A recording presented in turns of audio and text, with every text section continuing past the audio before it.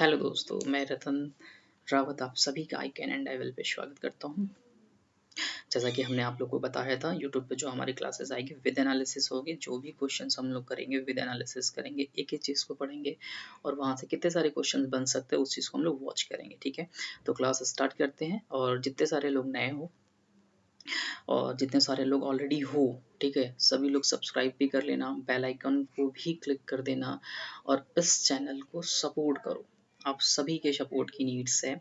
ठीक है, आप सभी का सपोर्ट्स और अच्छे रिस्पॉन्स मिले भी हैं, नो डाउट। अब तक जो वीडियोस गए मेरे और मोहित सर के, और जल्दी अभिषेक सर भी अपनी वीडियोस अपलोड करेंगे, तो डेली ना डेली कुछ ना कुछ आपको अच्छी चीज़ें मिलेंगी। जैसे मैंने कल मैथ्स करी, रीजनिंग करी और आज से करंट अफेयर तो डेली मिलेगा। ठीक है, मोहित सर भी आपके लिए बहुत अच्छा कर रहे हैं। तो बस एक छोटी सी सपोर्ट से आप 2 को ट्रांसफ़र करो, वो 2 को ट्रांसफ़र करे, बस एनफ है। 2-2 करके मेरे पास स्टूडेंट्स आए, बट सेलेक्टेड आए कि हाँ, ये मेरे को सिलेक्शन देंगे। ठीक है, चलो हम लोग आज डेली करंट अफेयर 3 अप्रैल का पढ़ेंगे, जो इंपॉर्टेंट करंट अफेयर है। और यहाँ पे जो इंपॉर्टेंट करंट अफेयर हम लोग एनालिसिस से कवर करेंगे, इसी से हम लोग एमसीक्यू बनाएंगे। और इसके एमसीक्यू ध्यान रखना, इसके एमसीक्यू आपको जितने सारे अनअकैडमी वाले स्टूडेंट हो वहाँ पे एमसीक्यू मिलेंगे। बूस्टिंग वाला जो काम हम लोग करते हैं रात में 11 पीएम वाली क्लास में, तो बूस्टिंग के लिए यहाँ से एनालिसिस करो, यहीं से एमसीक्यू हम निकालेंगे और वहाँ पे देंगे। तो एक तरह से ये आपका टारगेट वाला पीडीएफ भी बनेगा और प्रैक्टिस भी होगी, देन हम लोग वहाँ पे बूस्टिंग करेंगे। तो ओवरऑल हमारा करंट अफेयर छूटने वाला नहीं है, बहुत अच्छे से कवर होगा। ठीक है, बाकी जो यूट्यूब्स पे है, तो यूट्यूब्स वाले क्या कर सकते हैं, आप इसको पढ़ो। यूट्यूब्स पे भी मैं क्या करूँगा, एमसीक्यू फॉर्म लेके आऊँगा आप सभी के लिए जल्दी। ठीक है, 1 हफ्ते की क्लास होने के बाद उसको एमसीक्यू में कन्वर्ट करेंगे और क्लास लेस कराएंगे। ठीक है, चलो आज एनालिसिस करते हैं। पहला क्वेश्चन देखो आपके सामने ये रहा। पहला क्वेश्चन ये कहता है कि lifeline Udan flights launch by ministry of civil aviation. ठीक है, ministry of civil aviation transported 37.63 tons of the medical cargo across India in 60। समझना, मिनिस्ट्री ऑफ सिविल एविएशन द्वारा की गई लाइफलाइन उड़ान, ठीक है, उड़ानों ने अब जो ये सेवा स्टार्ट किया। अब क्वेश्चन आपके एग्जाम में ये पूछेगा कि लाइफलाइन उड़ान सेवा किसने लॉन्च की है, तो किसने की है, मिनिस्ट्री ऑफ सिविल एविएशन। किसने की है, मिनिस्ट्री ऑफ सिविल एविएशन ने लाइफलाइन उड़ान सेवा क्या करी है, स्टार्ट करी है, जिसमें 6 दिनों में पूरे भारत में, ध्यान रखना, जिसने 6 दिनों में पूरे भारत में 37.63 टन मेडिकल कार्गो पहुंचाया है पूरे देश में। समझ में आ रहा है, बिल्कुल क्लियर है।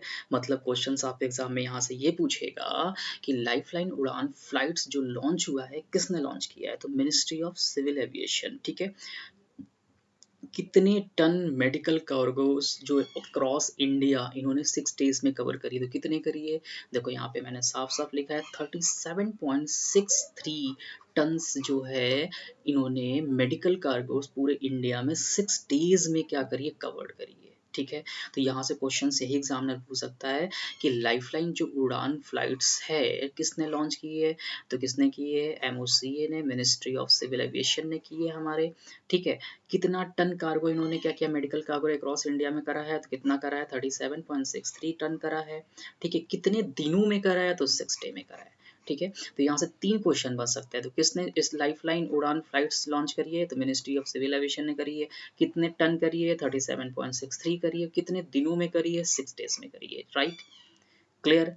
ठीक है, देखो यहाँ पे मिनिस्ट्री ऑफ सिविल एविएशन। ठीक है, अब देखो क्या कहता है, इसके जो इंपॉर्टेंट पॉइंट्स है, यहाँ पे तो हमने ये आपको हेडलाइन बताई है अभी। ठीक है, ये दोनों हमारे हेडलाइन है। तो अब देखते हैं कि इसके इंपॉर्टेंट की क्या है। देखो यहाँ पे, as as a part of covering the adverse impact of कोविड-19 कोरोना वायरस जो अभी चल रहा है, the ministry of civil aviation launch lifeline Udan. देखो मैंने जैसा भी बताया, लाइफलाइन उड़ान फ्लाइट्स ऑन 26 मार्च 2020।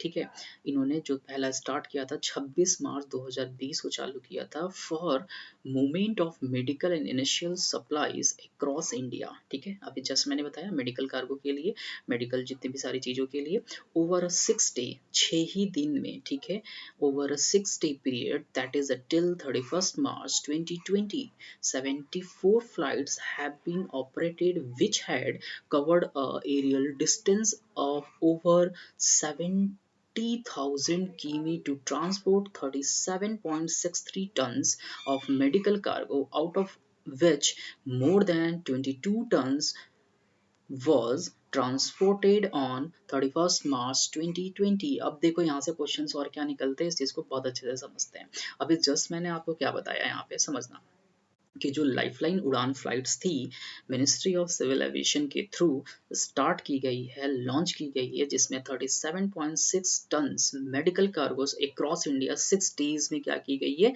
पूरी तरह पहुंचाया गया है। ठीक है, अब यहाँ पे इसने क्या कहा कि 37.6 टन, ठीक है, 37.6 टन जो मेडिकल कार्गो सेवा थी सबको पहुंचाया गया है। तो उसने डिस्टेंस कितना कवर किया है, देखो क्वेश्चंस ये भी पूछ सकता है कि उसने डिस्टेंस कितना कवर किया, तो कितना डिस्टेंस कवर किया है भाई, 70,000 यहाँ पे लिखा है, देखो 70,000 डिस्टेंस ऑफ कवर, 70,000 किमी to transport 37.63 tons of medical cargo, right.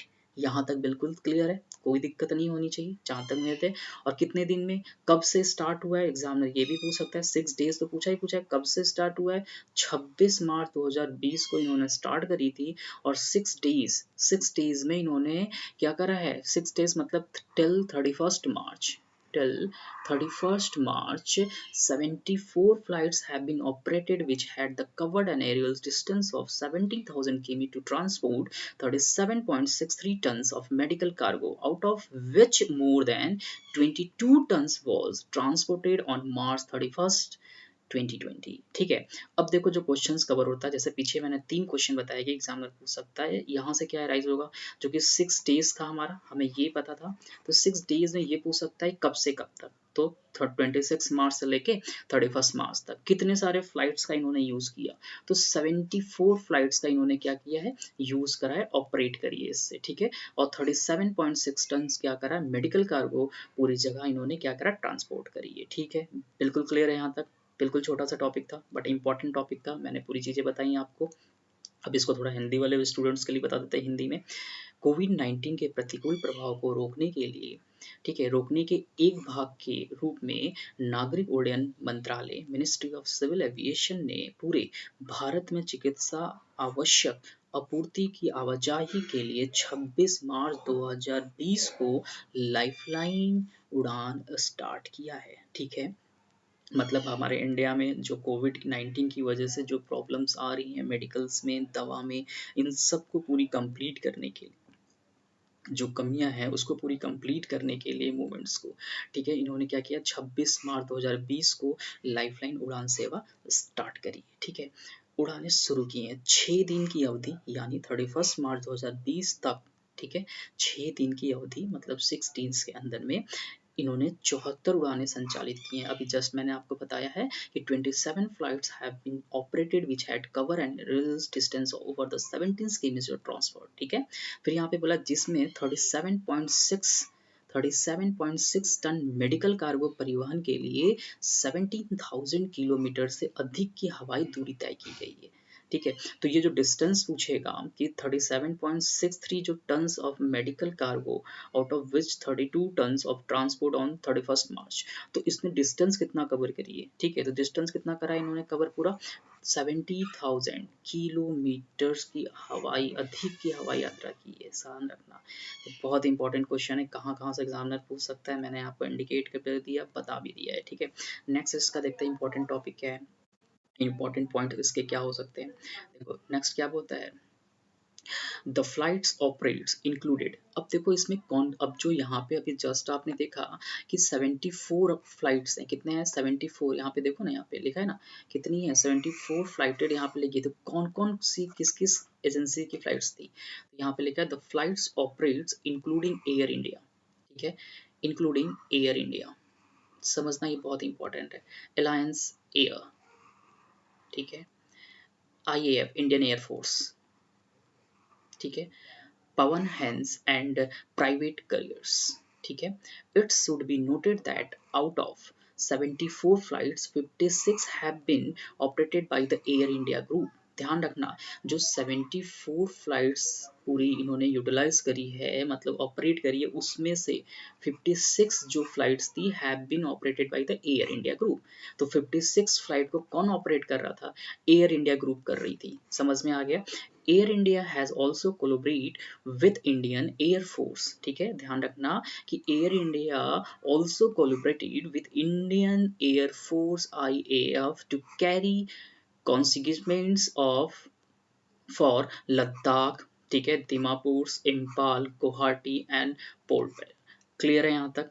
अब देखो इसमें जो इंपॉर्टेंट क्वेश्चन होगा अभी बताता हूँ मैं, ठीक है। The objective of this flight is to transport medical initials to India's remote corner in the most efficiency and the cost effective manner. मतलब कहता क्या है, समझना यहाँ से क्वेश्चंस क्या पूछ सकता है। अभी जस्ट मैंने बताया 74 फ्लाइट्स थी, ठीक है। 74 फ्लाइट्स में कौन कौन था? एयर इंडिया था, एलायंस एयर था, इंडियन एयरफोर्स था, पवन हैंस एंड प्राइवेट करियर्स था, ठीक है, जिसमें से 74 फ्लाइट्स थे, जिसमें से 56 फ्लाइट्स को कौन ऑपरेट कर रहा था? एयर इंडिया ग्रुप कर रही थी, और Air India also collaborated with Indian Air Force, ठीक है। जो एयर इंडिया थी वो किसके संग मिलकर काम कर रही थी? इंडियन एयरफोर्स के संग। क्लियर है? यहाँ तक कोई भी डाउट है? उम्मीद है नहीं होना चाहिए, ठीक है। और ठीक है, उसके बाद क्या कहता है, समझना इस चीज को कि जो फ्लाइट्स थी operate Air India Airlines, Air Indian Air Force, Pawan Hans और प्राइवेट करियर शामिल थे। यह ध्यान दिया जाना चाहिए था कि एयर इंडिया समूह द्वारा 74, समझना, 74 उड़ानों में से 56 का संचालन किसने किया था? यहाँ पे जस्ट हमने भी बताया है आपको किसने किया था, किसने किया था यहाँ पे? इंडियन एयर ग्रुप ने, ठीक है, एयर इंडिया ग्रुप ने किया था, ठीक है। इन उड़ानों का उद्देश्य क्या था? द मतलब इनका पर्पस क्या था? सबसे कुशल और लागत प्रभावी तरीके से भारत के दूर दराज के कोने में चिकित्सा अनिवार्य परिवहन करना है, ठीक है। इनका ऑब्जेक्टिव क्या था? The objective of this flight is transport medical essentials to India's remote corner in the most efficient and cost effective manner। समझ में आ गया?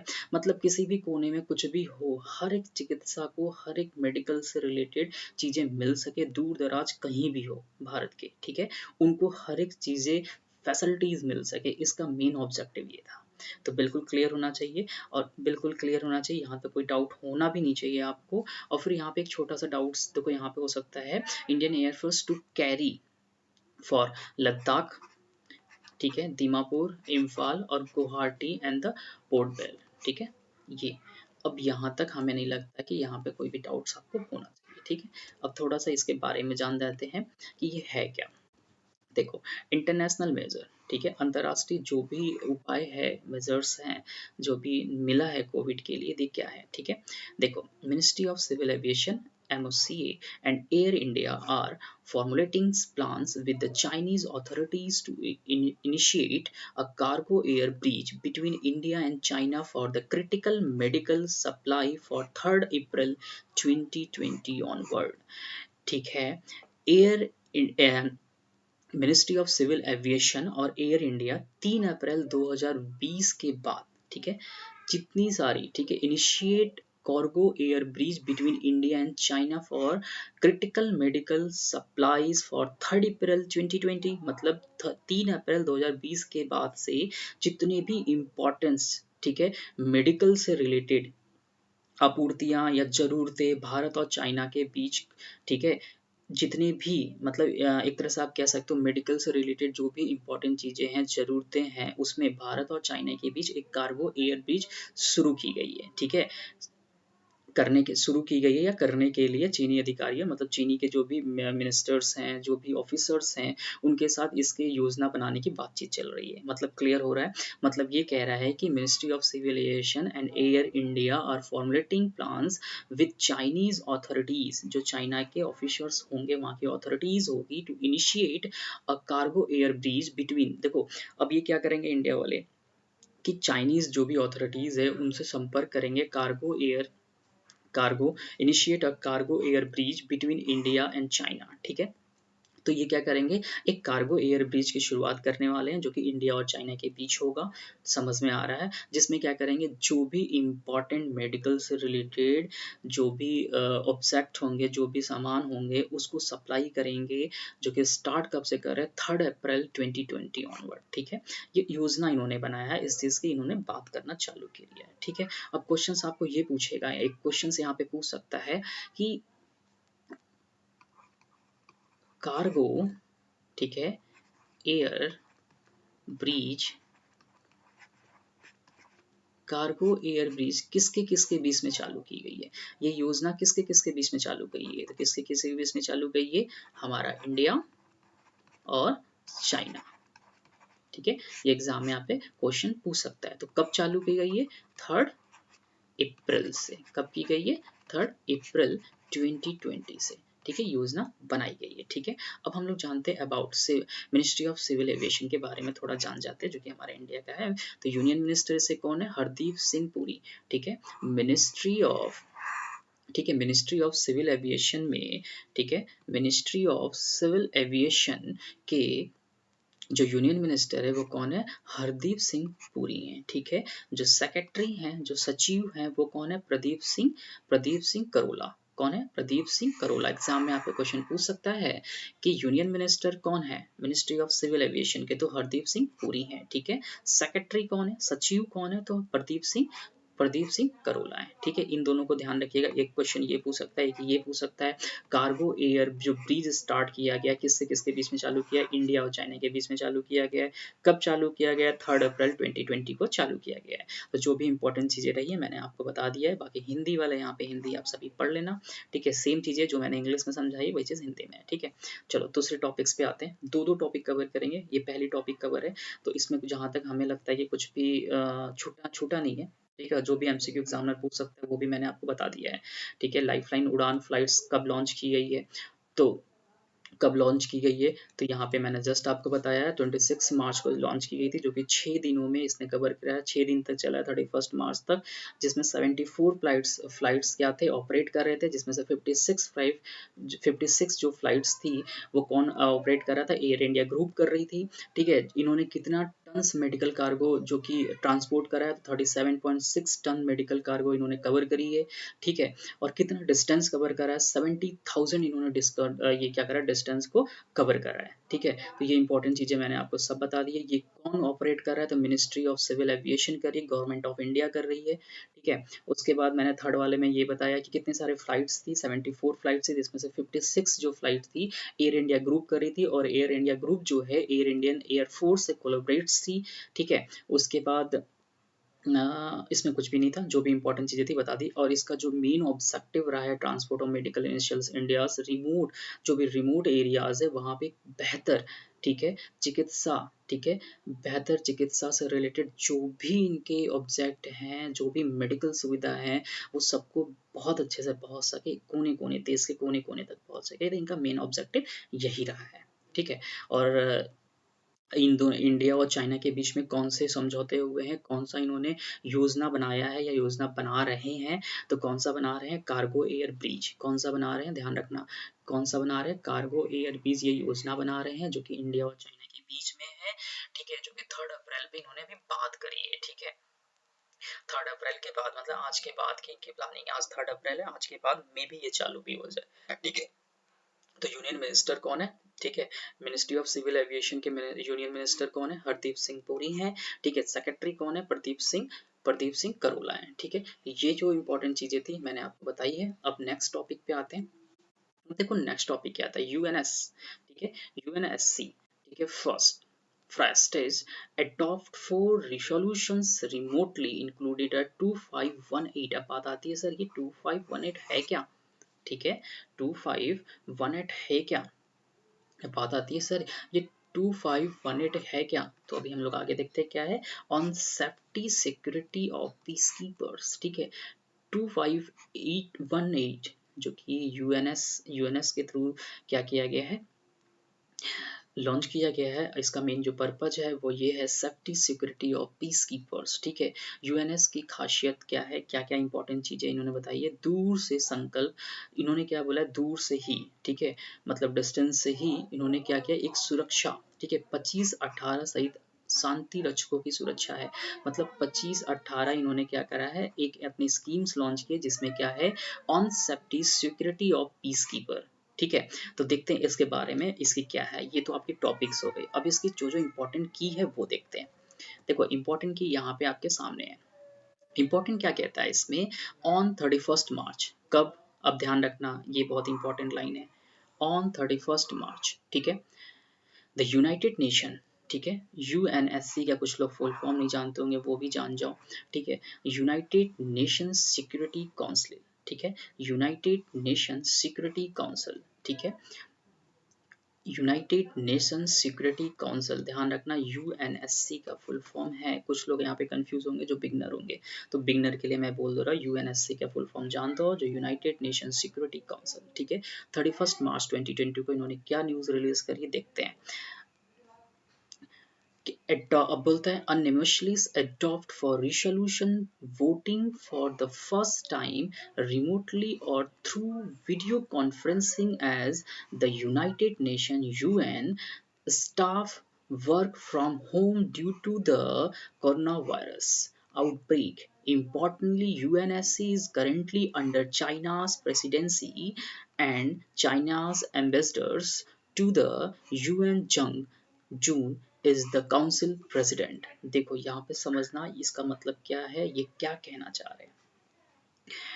ये कहना ये चाह रहे हैं कि 31 मार्च 2020 को संयुक्त राष्ट्र सुरक्षा परिषद UNSC, United national security council ने स्वर मतलब सबके स्वर सम्मति से, सबको सबके सबकी हामी रही है, सबके स्वर सम्मति से 4 प्रस्ताव अपनाया है। इन्होंने क्या करा है, 4 इन्होंने प्रस्ताव दिया है। पहला उन्होंने क्या बोला है, यहाँ पे देखो लिखा है 4 प्रस्ताव दिया है, ठीक है, लिखा है ना 4 रिसोल्यूशंस। कितने थे, 4 रिसोल्यूशन थे जिसमें सभी लोगों ने हामी भरी है। पहला क्या था, voting for the first time, ठीक है, पहला क्या था, पहली बार दूर से या वीडियो कॉन्फ्रेंसिंग के माध्यम से मतदान किया। ठीक है, क्या था, फर्स्ट टाइम, ठीक है, remotely to through out video conferencing at the United Nation, मतलब वोट इन्होंने करा है वीडियो कॉन्फ्रेंसिंग के थ्रू। ठीक है, पहली बार दूर से या वीडियो कॉन्फ्रेंसिंग के माध्यम से मतदान किया। ठीक है, क्योंकि संयुक्त राष्ट्र, अब उसके बाद क्या बोलता है, conferencing at the United Nation UN staff work from home due to the coronavirus breakout। मतलब अब कोरोना वायरस है भाई, सबको बोला गया है दूर के डिस्टेंस बना के रखे, अपने घरों में रहे, तो इसकी वजह से इन्होंने क्या किया, वीडियो कॉन्फ्रेंसिंग के थ्रू इन्होंने क्या किया, वोटिंग कराई है। ठीक है, तो पहली बार ये हुआ है, ध्यान रखना, ठीक है, वीडियो कॉन्फ्रेंसिंग के माध्यम से मतदान किया गया, क्योंकि जो संयुक्त राष्ट्र यूएन के कर्मचारी हैं, जो वहाँ पे वर्कर्स है, कोरोना वायरस जो काफ़ी तेज़ बढ़ा है, कि उसके कारण से वो सभी अपने घर में है। ठीक है, तो घर में ही काम करते हैं। ठीक है, तो उसकी वजह से इन्होंने वोटिंग भी ले ली घर से कॉन्फ्रेंसिंग के थ्रू। बट इसकी जो इंपॉर्टेंट चीज़ें हैं, देखो outbreaks, importantly UNSC is currently under a China presidency. समझ में आ रहा है कि, ठीक है, अब देखो यहाँ पे क्या कह रहा है, इंपॉर्टेंट क्या है इसका, importantly UN is currently under, UN जो है किसके अंडर में है, China's presidency and the China's ambassador to UN Zhang Jun is the council of president. मतलब कहता है, महत्वपूर्ण बात यह है कि यूएनएससी इस समय चीन के राष्ट्रपति पद के अधीन है, और संयुक्त राष्ट्र में चीन के राजदूत जोंग जून परिषद के अध्यक्ष हैं। समझ में आ गया, यहाँ तक कोई कोई भी बॉन्ड हो तो बताओ, कुछ भी क्लियर ना हो तो बताना आप कमेंट के थ्रू कि सर हमें बिल्कुल समझ में नहीं आया, फिर से हमें समझाइए। ठीक है, तो मतलब फर्स्ट हम कह सकते हैं कि वोटिंग फर्स्ट यूएन में हुई थी, जो 31 मार्च को। इन्होंने क्या करा है, जो कोरोना वायरस इतनी तरह से वायरस फैला है कोविड-19, तो इसकी वजह से जितने सारे वर्कर्स थे इनको, तो ये क्या था, अपने घर में थे, तो घर में थे, वीडियो कॉन्फ्रेंसिंग के थ्रू इन्होंने क्या करी, वोटिंग करी है फर्स्ट टाइम। ठीक है, अब हिंदी में थोड़ा देखो यहाँ पे, 31 मार्च 2020 को संयुक्त राष्ट्र सुरक्षा परिषद यूएनएससी ने सर्वसम्मति से, मतलब सबकी सहमति से 4 प्रस्तावों को अपनाया है। पहली बार दूर से या वीडियो कॉन्फ्रेंसिंग के माध्यम से मतदान किया, क्योंकि संयुक्त राष्ट्र यूएन के कर्मचारी कोरोना वायरस प्रकोप के कारण घर से काम करते हैं। समझ में आया? ये तो कह सकते हो ऑल ओवर वर्ल्ड में चल रहा है, ये कोरोना वायरस के कारण सभी लोग अपने घर पे काम कर रहे हैं, जो ऑनलाइन काम है सभी लोग बैठ के घर से कर रहे हैं, तो अच्छी चीज़ें हैं। महत्वपूर्ण बात यह है कि यूएनएससी इस समय, देखो सबसे इम्पोर्टेंट चीज़ क्या है, इस समय चीन के राष्ट्रपति पद के अधीन है। ठीक है, जो यूएनएससी इस समय क्या है, चीन के जो राष्ट्रपति पद है उसके लिए बहुत नज़दीक है। ठीक है, एम्बेसडर यूएन। ठीक है, फिर बोलता है और संयुक्त राष्ट्र में चीन के राजदूत। अब देखो ये क्वेश्चन पूछेगा कि यूएस में चीन के राजदूत कौन है, यूएस में चीन के राजदूत कौन है। ठीक है, क्वेश्चन यहाँ पे एग्जामिनर ये पूछ सकता है यूएस में, देखो ये क्वेश्चन एग्जामिनर क्यों पूछता है, क्योंकि अभी ये क्या है, काफ़ी चर्चा में है, तो जब चर्चा में है तो क्वेश्चंस वहीं से बनेंगे। तो चीन, यूएस में चीन के राजदूत कौन है, तो चीन के राजदूत कौन है, एम्बेसडर कौन है, झांग जून। ठीक है, कौन है, झांग जून, ध्यान रखना ये भूलना मत भाई।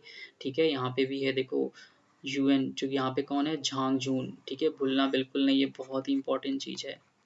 ठीक है, चाइना के कौन है, ये एम्बेसडर है जो कि यूएस में है। ठीक है, चाइना प्रेसिडेंसी। ठीक है, तो झांग जून परिषद के अध्यक्ष हैं। ठीक है, तो ये तो इम्पोर्टेंट बातें थी इससे रिलेटेड। अब इससे रिलेटेड और क्या इंपॉर्टेंट चीज़ें देखो, पहला बोलता है first improving safety and security of peacekeepers, first of its kind resolution 2518 adopt, शांति रक्षकों की सुरक्षा और संरक्षा में सुधार के लिए अपनी तरह का पहला संकल्प 2518 अपनाया है, जो कि यूएन ने स्टार्ट करी है। क्लियर बिल्कुल यहाँ तक? यहाँ तक तो क्लियर होना चाहिए, जहाँ तक हमें लगता है कोई भी डाउट आप लोग को नहीं होना चाहिए। फॉर इम्प्रूविंग, देखो किसके लिए 2518 जो संकल्प स्टार्ट किया गया है, किसके लिए, for improving safety and security of peace keepers, मतलब शांति शांति सुरक्षा, ठीक है, और संरक्षा के लिए ये जो है 2518 संकल्प स्टार्ट की गई है। First of its kind resolution 2518 adopt. ठीक है, बिल्कुल यहाँ तक कोई डाउट नहीं है। चलो आगे बढ़ते हैं। अब देखो इसके एक छोटे से और क्या एक पॉइंट है इंपॉर्टेंट, कहता क्या है, the ensure to ensure safety and security of the peace keepers the UNSC has unanimously adopt a first of its kind resolution 2518. The resolution was sponsored by China and the co-sponsored by 43 countries. ठीक है, अब questions यहाँ पे समझना ये बहुत important है, exam में आपके बनेंगे। कहता है कि कहता क्या है कि safety and security peace keepers, ठीक है, शांति संरक्षा और संरक्षा सुनिश्चित करने के लिए, इसको 100% बनाने के लिए, ठीक है, यूएनएससी ने सबकी सर्वसम्मति, मतलब सबका उसमें योगदान रहा है कि, ठीक है, सबकी सर्वसम्मति से अपनी पहला, ठीक है, उनका अपनी तरह का पहला उनका संकल्प उन्होंने बनाया है। कौन सा, रिसोल्यूशन 2518, ठीक है, 2528। इस प्रस्ताव को किसने लाया गया था, ठीक है, द रिसोल्यूशन वॉज स्पॉन्सर्ड, ठीक है, द रिसोल्यूशन और स्पॉन्सर्ड, किसने रिस्पॉन्स करी थी, चाइना ने करी थी। किसने करी थी, चाइना ने करी थी। ठीक है, एंड को स्पॉन्सर्ड कौन था, 43 कंट्रीज जो कि इनका साथ दे रहे हैं। ठीक है, समझ में आ रहा है, यहाँ तक कोई डाउट्स तो होनी नहीं चाहिए। यहाँ पे भी देखो इस प्रस्ताव को चाइना द्वारा प्रायोजित किया गया था और 43 देशों द्वारा सह प्रायोजित किया गया है। मतलब 2518 जो संकल्प लिया गया है उसमें 43 देशों के संग मिलकर लिया गया है, सभी ने इनका साथ दिया है। ये क्या है संकल्प, safety and security of the piece keeper, पूरे वर्ल्ड में सेफ्टी एंड सिक्योरिटी होनी चाहिए। ठीक है, समझ में आ रहा है, जो कि संरक्षा है सुधार के लिए, जो कि कोविड-19 के थ्रू हुआ है पूरे वर्ल्ड में। ठीक है, और अब देखो यहाँ से क्वेश्चंस एग्जामिनर क्या बना सकता है, इधर से जो बनाएगा हमने बता दिया। 31 मार्च को इन्होंने क्या किया, संकल्प ली थी यूएन के through, national United national security council के थ्रू। ठीक है, जो भी इसमें इंपॉर्टेंट चीज़ थी, मैंने 31 बार इन्होंने क्या करा, घर से बैठ के वोटिंग की थी वीडियो कॉन्फ्रेंसिंग के थ्रू। ठीक है, और यूएन में जो चाइना के एम्बेसडर है वो कौन है, झांग जून। कौन है, झांग जून। ठीक है, कौन है, यहाँ पे है झांगझून, ये इधर से इंपॉर्टेंट थी। अब इधर वाले में क्या इंपॉर्टेंट है कि 25-18, ठीक है, 25-18 जो अडॉप्ट किया गया है, कब किया गया है, 31 मार्च को किया गया, 2020 को, ठीक है। ये क्यों किया गया है, इसका मेन ऑब्जेक्ट क्या है, improving safety and security of peace keeper है, ठीक है। तो इसका ऑब्जेक्ट क्या है, improving safety and piece keeper है, ठीक है, बिल्कुल भूलिएगा नहीं यहाँ पे, ये बहुत इंपॉर्टेंट है। फिर उसके बाद आपसे ये कह सकता है कि इसको किसने, ये जो रिसोल्यूशन था किसने स्पॉन्सर्ड करी है, तो चाइना ने करी है। तो को स्पॉन्सर कौन था, तो 43 कंट्रीज थी, ठीक है। किसने स्पॉन्सर्ड करी थी, चाइना ने करी है। चाइना ने अपना ये मतलब अपनी बातों को ला रखे हैं, और इस पे कितने सारे कंट्रीज की सहमति बनी है, 43 कंट्रीज ने इनको क्या किया है कि अपना भी योगदान दिया है, इनकी बातों से सहमत है, ठीक है। ये तो थी इंपॉर्टेंट चीजें। अब थोड़ा सा इसके बारे में भी थोड़ा सा जानेंगे, पहले ये देख लेते हैं, एक लाइन और भी है इनके बारे में। It cover area such as a training. अब देखो ये कौन कौन सी एरियाज को कवर करेंगे, ठीक है।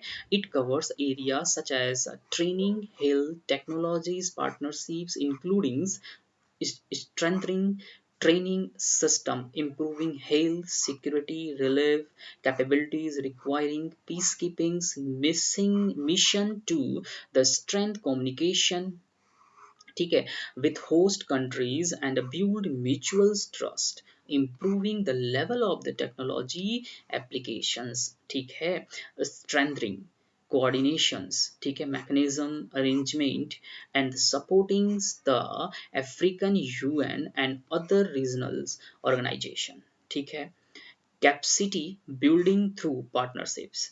There are currently more than 95,000 peacekeepers on active duty in 13 mission areas.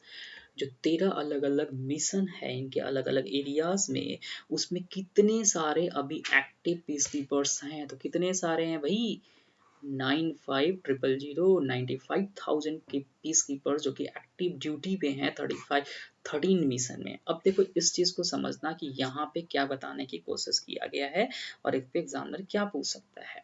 It cover area such as training. अब देखो ये जो प्रशिक्षण है इसमें कितने सारे इस जो जो इन्होंने यहाँ पे अभी जो हमने देखा है इनका जो देश है, ठीक है, जो रिसोल्यूशंस है, तो इसमें कितने सारे एरियाज को ये मजबूत बनाने कवर कर रहे हैं, ठीक है। तो जैसे ट्रेनिंग, हेल्थ, ठीक है, स्वास्थ्य सुरक्षा है, ठीक है, और तो यहाँ पे हिंदी में भी लिखा है, मैं बता देता हूँ, ठीक है, मजबूत करने, प्रणाली को मजबूत करने के लिए स्वास्थ्य सुरक्षा और राहत राहत क्षमताओं, जो कि आपको क्या मिले कि health technology partnership including strengthening training system, improving health security relief capabilities, ये पूरी चीजें क्या किया गया है, इसको कवर किया गया है, ठीक है। जितनी भी सारी चीजें आपको दिख रही हैं इस चीज को यहाँ पे कवर किया गया है। तो एग्जामिनर पूछ सकता है कि पार्टनरशिप क्या इसमें इंक्लूडेड था, इस एरियाज में कवर किया गया था, हाँ किया गया था, हेल्थ किया गया था, हाँ किया गया था, पीस कीपिंग्स में, ठीक है। उसके बाद इन्होंने ये भी पूछ सकते हैं कि स्ट्रेंथ कम्युनिकेशन, हाँ बिल्कुल, host countries and build mutual trust, बिल्कुल किया गया था कवर। तो इन सब चीज़ों को बिल्कुल ध्यान में रख के एक दूसरे में अच्छी कम्युनिकेशन, अच्छी स्किल्स, अच्छी जितनी सारी रीजनल्स ऑर्गेनाइजेशंस हैं, अच्छी अरेंजमेंट, इन सब की भागीदारी, इन सब को मिला के, ठीक है, इन लोगों ने क्या किया, सबकी क्षमता सबका समर्थन रहा है, तब जाके एक बहुत बड़ा, ठीक है, ये सच में आप कह सकते हो बहुत बड़ा है जो कि चाइना ने स्टार्ट करा और 43 कंट्रीज ने सपोर्ट करी है, तब जाके पूरे वर्ल्ड में, जो कि आपको पता है कोविड-19 से पूरा वर्ल्ड परेशान है, तो सभी की साझेदारी होनी सबसे ज़्यादा ज़रूरी है, ठीक है। तो क्या क्या करता है, it cover area such a training health, क्या क्या एरिया कवर करता है, यहाँ पे देखो आपके सामने है पूरा, ठीक है। वीडियोस थोड़ी सी लंबी हो रही है बट इम्पॉर्टेंट एनालिसिस था इसलिए लंबी हो रही है, तो आप सभी वॉच जरूर से करना, छोड़ना मत, इम्पॉर्टेंट क्वेश्चन है जो कि आप एग्जाम में आएंगे, ठीक है।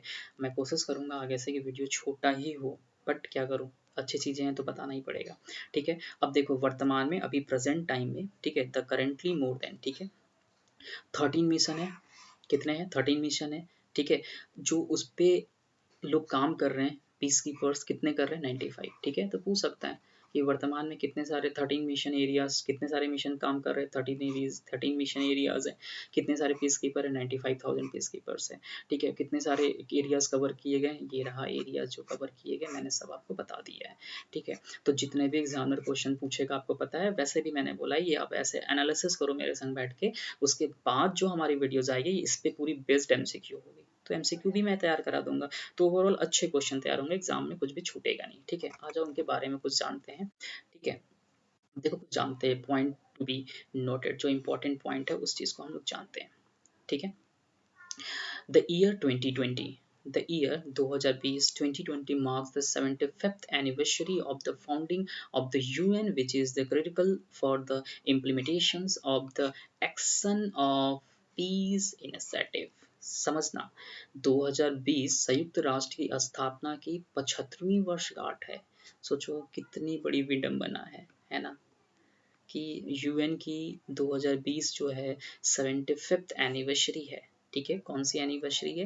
75th एनिवर्सरी है, ध्यान रखना।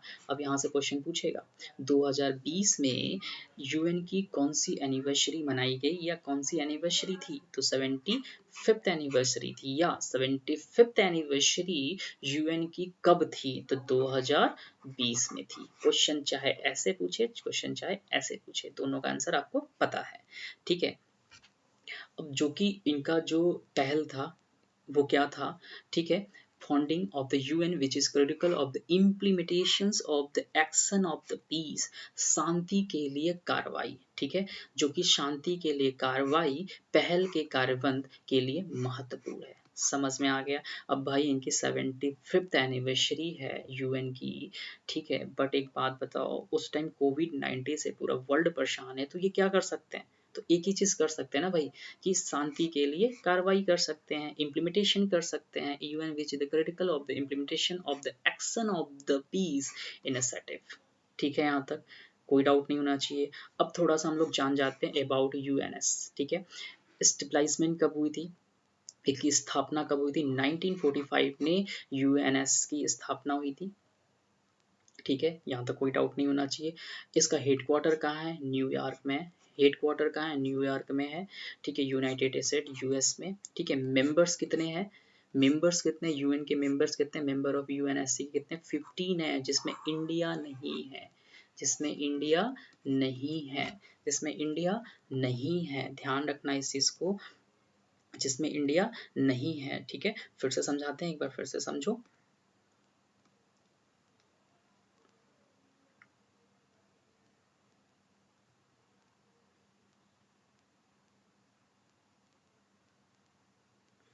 जिसमें इंडिया नहीं है। देखो यूएनएस, ठीक है, स्टेबलाइज 90। अब यूएनएस जो है यूनाइटेड नेशन सिक्योरिटी काउंसिल, जो कि स्टेबलाइज हुई थी, कब हुई थी? स्टेबलाइज कब हुई थी? 1945 में। एग्जामिनर पूछ सकता है, बिकॉज इसलिए पूछ सकता है क्योंकि 75th एनिवर्सरी है अभी 2020 में, तो ये पूछ सकता है कब स्टेबलाइज हुई थी? 1945 में स्टेबलाइज हुई थी। ठीक है,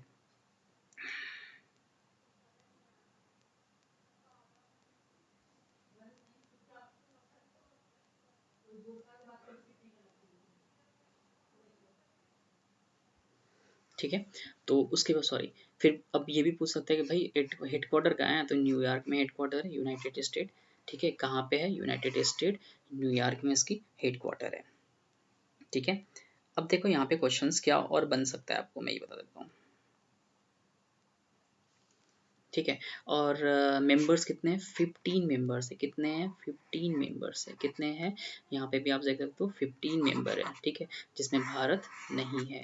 ठीक है, भारत नहीं है। अब क्वेश्चन ये सब पूछ सकता है कि भारत किसमें मेंबर्स नहीं है, तो बस ध्यान रखना यूएन के मेंबर्स नहीं है, सिंपल सी बात है। ठीक है, तो ये आज हम लोगों ने क्या किया है, टोटल 2 टॉपिक्स। ठीक है, क्या किया हमने?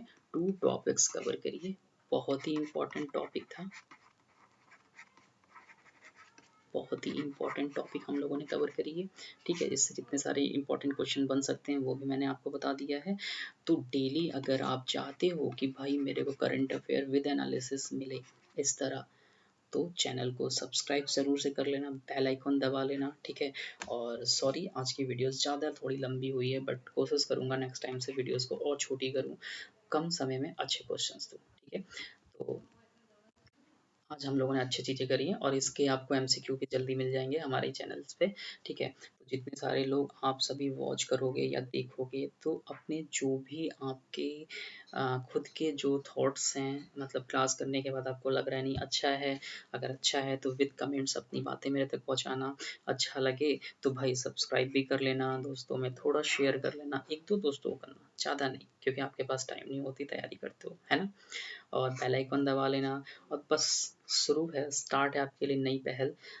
उसमें आप सभी थोड़ा सा सपोर्ट कर देना, इस चैनल को ग्रोथ करा देना, ठीक है? डेली करंट अफेयर के लिए मेरे को फॉलो भी कर सकते हो अनअकैडमी पे, ठीक है? रतन कुमार के नाम से, रतन रावत के नाम से अनअकैडमी पे हूँ। वहाँ पे मेरी 5 अप्रैल, ठीक है, 5 अप्रैल से मेरी प्लस में क्लास स्टार्ट है, तो वहाँ भी आप करंट अफेयर मेरे से पढ़ सकते हो।